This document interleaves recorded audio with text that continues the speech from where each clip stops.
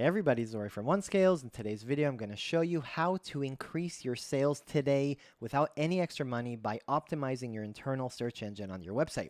So I'm going to explain all the details, give you the tips, show you screenshots, show you examples, and if you have any questions, let me know as always. And if you like this, please subscribe, share, etc. Let's jump into it, okay?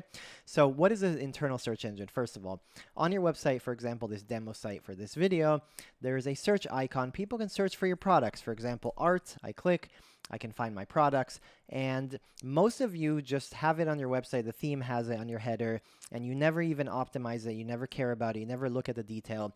This video is to show you exactly what you need to do. Just follow the steps, and you can increase your sales. It's very, very simple. There's a little effort, but usually within a few hours, you can actually get something that functions really well and improves the conversion rate. People buy more. Very simply put, they can find your products quicker, they can buy quicker. Very, very simply put. So the first thing you want to actually do is you actually want to look at your reports, look at your data before you make any changes or optimizations. Understand your starting point.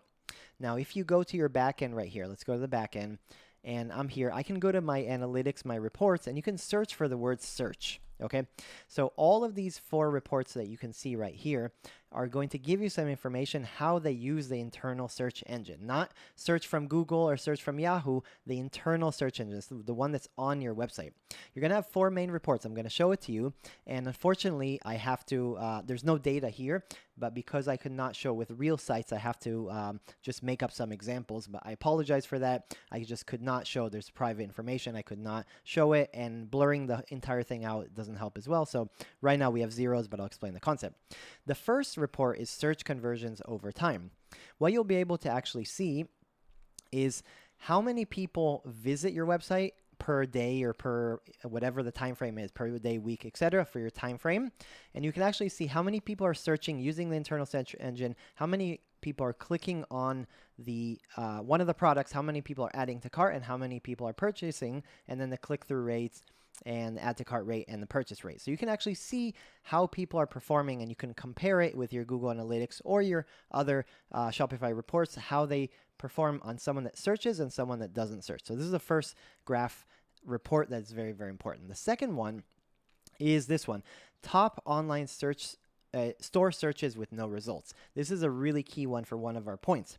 You'll be able to see a list here, and it'll actually say which search results had 0 results. So someone searched, for example, for some term, for example, free product. Just any search term that actually gave 0 results.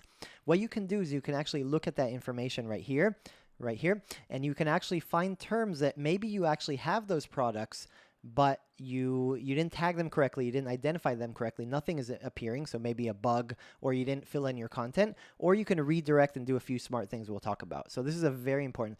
People are coming to your website, they're searching for something, they don't find anything, they just leave. This is a really important report. The next one is top online search store searches. This is going to be a list of all of the terms. You can see exactly what people are looking for, what terms, what they're searching for. You can see typos, you can see colors, you can see products maybe that people want that you don't have, they're out of stock, or that you don't carry. You can get a lot of insight because your customers are browsing the website. Typically, you don't know what they're doing, but they're actually telling you, I want this, I want red book, I want whatever, blue t-shirt, I want extra large, maybe you don't carry that size, etc. So you want to actually use that. It'll give you the number of times that they search for, so you can sort by the most popular ones. For example, in the last 7 days, it was searched for 322 times a certain term, and then on and on. And the last report you have here is with no clicks. It's similar to no results, but there are results, but people did not click on the product to proceed to the product page. So maybe the search result was not relevant.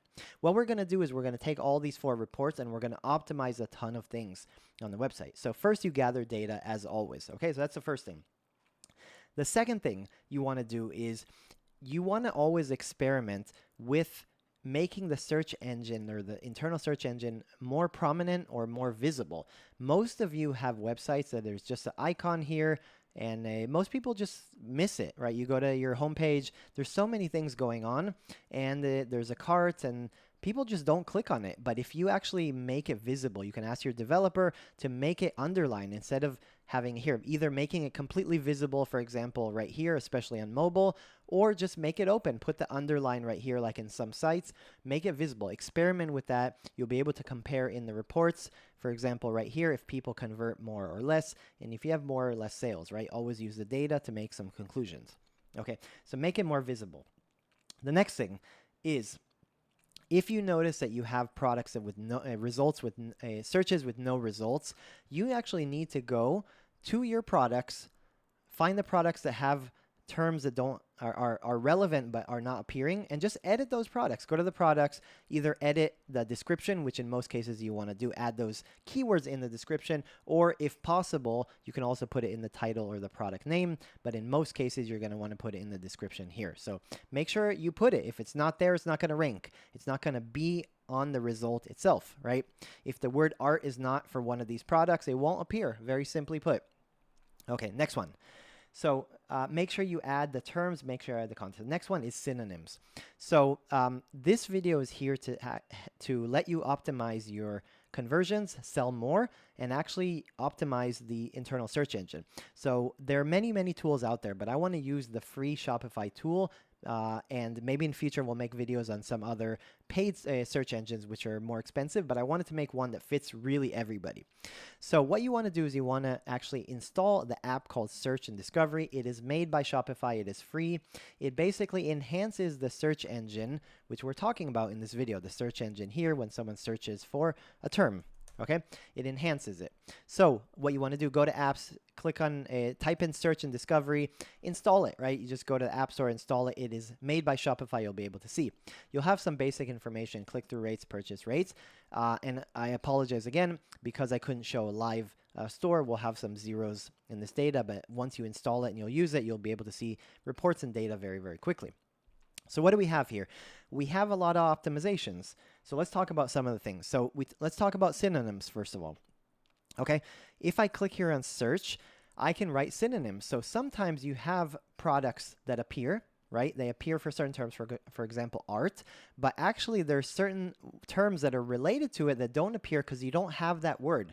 For example, artist. Maybe the word artist doesn't appear anything. Or maybe some of the products, right? Only 4 of the products appear for artists, but in this case, 6 of the products appear for art. So you want to actually make more words. For example, maybe the word men. Let's try this for a second. So maybe the word men has this, but maybe man doesn't have results, for example, or they have different results. So you can connect and expand your terms to connect more related terms, synonyms, more similar terms. So how do you do that? You basically go here, you create synonym groups. For example, you have a word called man, and you can just add all these extra terms right here. So let's go right here. So man, men, men's, okay, male. You can add all these different things. You can add a list of synonyms and actually make them, save them, so these things will be connected, and these products that have one term will actually rank for these other terms as well. You can save it, and you can go ahead there. Okay? Great. So you can actually have that. You can have many groups, and you want to expand that. How do you know what to do? Just look at your reports. Just look at your search reports. Top online store searches. You'll be able to see all the terms people search. Dig into them. And then you'll be able to find out what the synonyms are, because people are telling you what they want and what is not found. Okay, so synonyms we talked about. The next one is promoted or promoted products, or what they call boosts. So when people search for something, for example, art. Now let's say as a business, I actually have the rankings of these products, but I actually want to really boost, or I want to push some specific sales because it's very, very related. You can actually boost stuff to the beginning of the results to push sales on a specific product, right? Maybe you have a promotion, or maybe you have a product that is a limited edition, or whatever it might be. You can actually promote it. So you can actually go here, go to search, product boost, and you can actually create product boosts right here. Same thing, you're going to put in some terms, specify which product you want to boost, and then they will actually appear in the beginning in the first results of the search results. Make sure you don't abuse this, because if you have bad results, people are not going to search and they're going to leave quickly. So don't use it too much, but use it when you need it for a very important or very specific business requirement. Okay? Thank you. So next one is filters. So you want the user experience, you want people to find things in a better way. So you can actually add filters. So if I go here to search results, I have the filter of availability and price, but I can actually add more filters. For example, I made a filter based on artists in this example that I'm selling art, for example. How do you do that? You click on filters right here, and you're going to have some default ones. Usually these come with Shopify availability and price, but you can make new ones. How do you make new ones? You click on add, and you can actually look on existing ones that are already in the product database. When you actually create new products or edit products, you'll be able to have category, product type, tags, and vendor. So tags is a very important one. Now, one thing you can do is you can actually create additional meta fields. Meta fields are just additional fields that you can actually create to attach to the product, and you can filter by the meta field. So for example, I made a meta field called artist, and actually made a filter called artist. It didn't exist in Shopify in the beginning, but I made it relevant to my store. Now people can filter by artist. For example, they can filter my results of my term art by this artist. Okay, so you can create new ones. How do you do that? Obviously, you go to settings, you create the meta field first, and then you can actually see it here in the source. Okay, next one. Redirects. This is probably the simplest and the most beneficial tactic of this video. Redirects. If you see that you have 0 results, or you have products that are no longer in sale, you have 4 fours, you have people are searching for things they can't find, they're not clicking on it, or there's no results, you should actually create redirects. You should redirect old products to new products. So how do you do that? You're actually going to have to do a little bit of coding, and we're going to make an article video just for it. But very simply put, you're going to make a CSV or a spreadsheet of all the terms you want to redirect, and you're also going to specify where you want to redirect to. So there's going to be 2 columns. One is the term, and one is the actual URL you want to redirect to. You're going to put it in your backend, and you're going to have some code that basically identifies if there's no results, redirect to that new page. We'll make a video for it. We'll specify it, and let's continue. The search settings. Okay, so search settings. If you click here on settings on the app, you're going to have a few settings that actually are important for the search engine. Number 1 is, do you want to show filters? Where should filters show in the theme itself, right? So in this case, we have it on the top, okay? The second one is search relevance. This is a very important one. When people search, do you want them to only find products, or pages or blog posts? Sometimes you only want to have products. Sometimes you want to have all of them. So you can actually decide which ones to show and which ones not. Predictive search result is basically the auto suggest. So if I click here, if I type here art, do I want to show the auto suggest right here or the predictive? Yes or no? I can actually specify it right here. And the last one for this setting is out of stock products. Do you want, if a product is relevant and it is found right here in the results, do you want the out of stock to either not show at all, to show at the end of the results after all of the results of in-stock products, or just mix them up and just show everything no matter if it's in stock or out of stock? This is very important. You should work with this. You should kind of optimize this. Make sure you do this, okay? The next one, which is going to be available very, very soon, is Semantic Search. It's not available right now, or it is available in very limited stores right now. And Shopify just released this week that they're going to release it to most Shopify plans. Before, it used to be only for Shopify Plus. Now it's for the Advanced, and I believe also the Shopify plans. It'll be released soon, and I'm sure we're going to make videos very soon when it is released to everybody. It should be released very, very soon. What is Semantic Search? Very simply put, when you are searching for terms, right? Someone's typing in art. If you actually if your products have the word art or one of your synonyms, it'll appear. But now people are actually used to using full sentences or using their natural language to search. For example, I want a large painting with blues in them. Okay. Now, what the code will do is it'll understand the sentence or the phrase, and it'll actually relate it to terms that are part of your products, so you can have more products appear and better search results there. This is semantic search. It's basically better search engines to understand what the customer is searching for and give the results better. So soon we'll have a video on that as soon as it comes out, and it's a really cool thing, and I'll link it in this video as soon as it is ready. Okay. That's basically it. So this video is not covering third-party tools of search engines like Algolia or others that are paid, and some of them are kind of expensive, and they are good, but they're more advanced. This is just for the free tools. How do you optimize? How do you view reports? How do you install the search and discovery app? And what do you do to optimize it?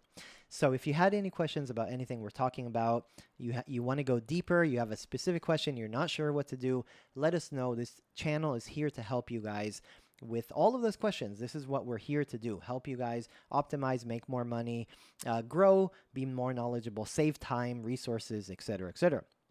So if this helped you in any way, all we really want to ask from you is to subscribe. That's it. Very simply. If you like, also you can like and share, tell a friend, a parent, a colleague, anybody. We really want, if you guys can subscribe, it helps give us feedback.